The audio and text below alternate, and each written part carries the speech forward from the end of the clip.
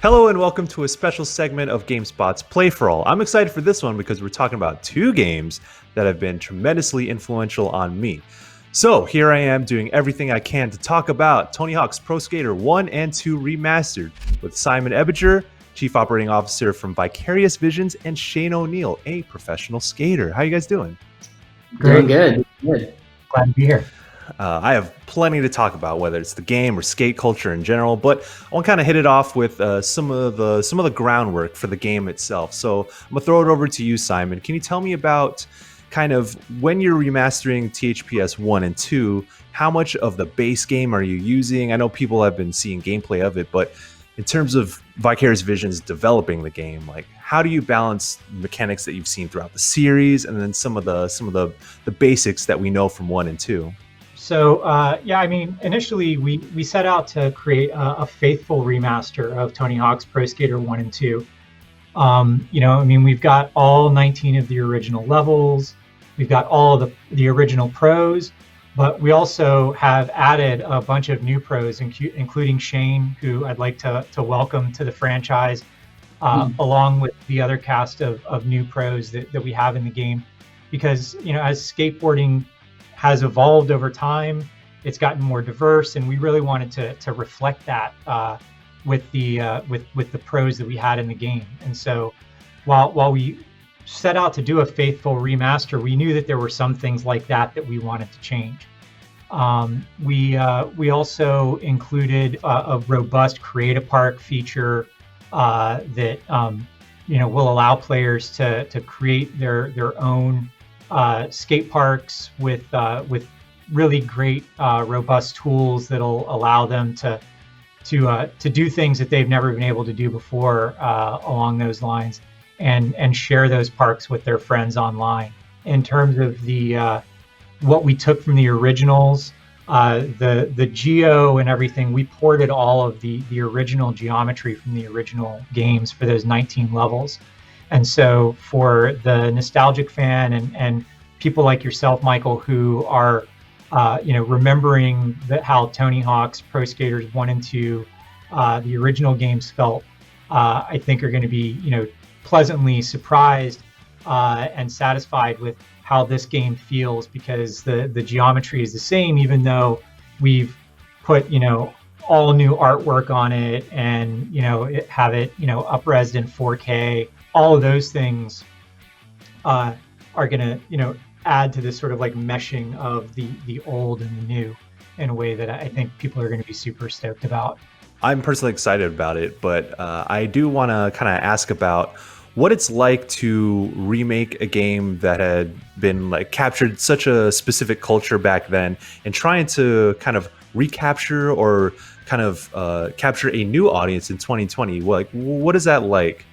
We really want the game to be authentic, right? We want it to be true to skate culture today. I mean, granted, you're still a skateboarding superhero and in this game, and you're doing tricks and combos and things that are beyond what most actual skaters can do. But that's the fantasy of being this skateboarding superhero. But beyond that, I mean, we really wanted to bring the authenticity of the originals, the music and the culture to the fans. And I think that with skateboarding meant to be in the Olympics this year, which unfortunately have been canceled, I think that just speaks volumes to the longevity that the sport has, and how it was continuing to be a big part of sporting world. And Shane, can you speak to what it's like to kind of carry on that torch of skate culture and going into THPS 1 and 2 and joining these veterans that so many people know and love? Yeah, well, I mean, I played the games, growing up, and loved the games, and it was a big part of what kept me skateboarding originally, because it was an easy way to learn what the tricks were, to obviously, as Simon was just saying, like, do things that are just kind of not possible. As far as me being in the game, it's hard to explain how exciting that is to be in that. When I was asked to be in it, I just was unbelievable. To be in a new game's cool. To be in a remastered version of the arguably the best skateboarding games to ever exist it's pretty, it's a huge honor. So it's super cool.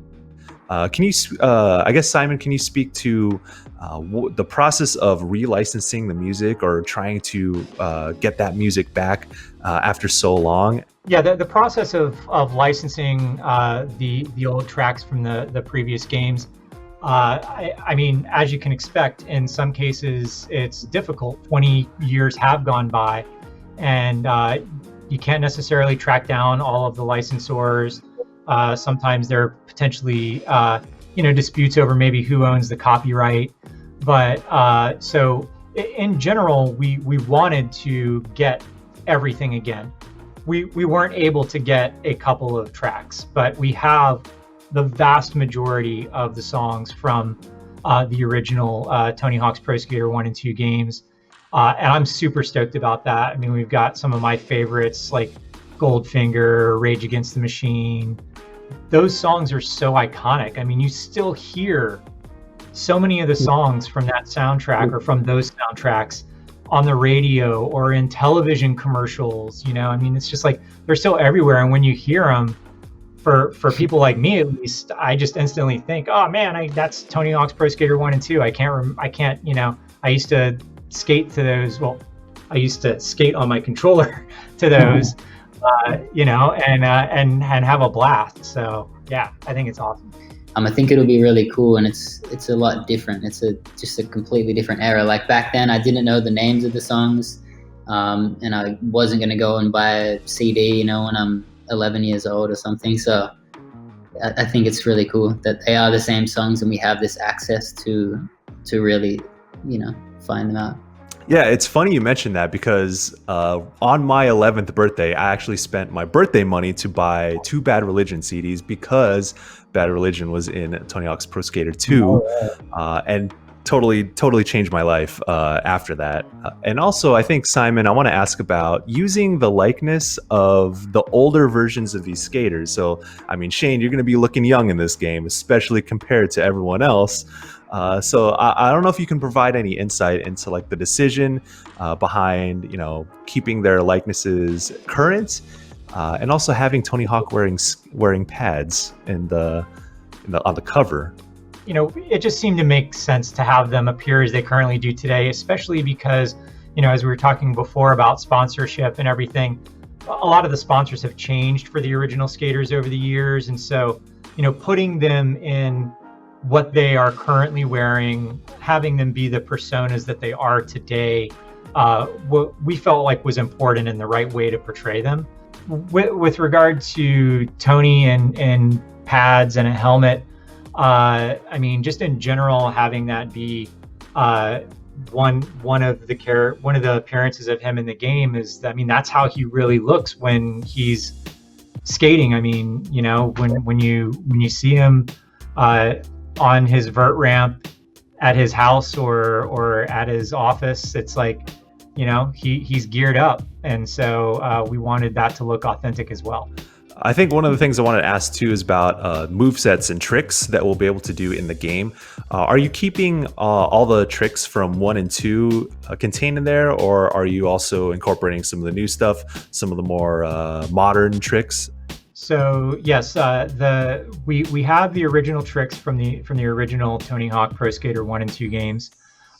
We also we added certain things from later in the series because we wanted to make sure that for people who just think about the Tony Hawk Pro Skater series in general, that they got the experience that they were expecting. And for example, revert wasn't introduced until Tony Hawk's Pro Skater 3, but you really need revert in order to have the long combos and to play the game the way that I think many people, when they think about Tony Hawk Pro Skater, they're like, oh yeah, it's like these endless combos with revert and manual and all these things. And so just simply as more of like a quality of life improvement, we wanted to include things like revert and spine transfer and acid drop in the game. with regard to other new tricks, we do have new pros in the game who we want to make sure that they have special tricks that represent their skate style and what they do, and so you'll get to see that as well. So I would just like to add also, I think it's such a cool take on remastering a game, but also adding a few little things like the age thing and also just the reverts and the few other things that I think will help the game. I actually personally think that's super cool. So these are going to be faithful remakes of 1 and 2, but in this day and age, we also have games that get ongoing support and get new content added. So how do you plan to support the game after launch, if with anything else? I mean, we will support the game post-launch to make sure that, if there are any issues that need to be addressed, for the sake of gameplay and things like that, we have that. But right now we're not talking about any other post-launch. Can you give me also before we dip out of this? I know that multiplayer was actually a big part of the experience, and playing things like horse or skate, and then just like trying to rack up the highest score in 2 minutes with my friends after school. What can we expect out of multiplayer modes and online support? Oh man, I'm super excited for this. I mean, we still have 2-player split screen gameplay. So for the people who remember that and love just like sitting on their sofa and playing with their friends, you totally get that experience back again, and we're super excited for that. But we are also bringing forward into the game online multiplayer. So you'll be able to play with other people online in games like Trick Attack, Score Challenge, Combo Challenge, Combo Mambo, the various games like that from the series that people remember. And like I mentioned at the beginning too, you'll be able to share your creative parks online, and you'll be able to skate in those with your friends as well. That's good to hear. So before we take off, I want to kind of throw it to Shane and Simon. Is there anything else that you want to add that we may have not touched on that you do want to make sure folks out there know? For me, I'm just excited for people to get to play it, like myself, and it's going to be super cool. I mean, for me, the last thing that I want to say is, again, welcome to Shane and the new pros who are in the game. I'm really excited for the fans, not just the old fans, but the new fans to get to play and experience those new skaters. And beyond that, September 4th, man, that's when you can get it. If you pre-order the game, you can get the warehouse demo ahead of time. Shane and Simon, thank you so much for taking time out of your day to talk about Tony Hawk's Pro Skater 1 and 2 Remastered. It's coming out real soon on PC, Epic Game Store, Xbox One, and PS4. And all of you fine folk out there, thank you so much for watching, and we'll see you around because we got so much more content for GameSpot's Play for All. Thanks for having us. Thanks a lot. Be safe, Michael and Shane.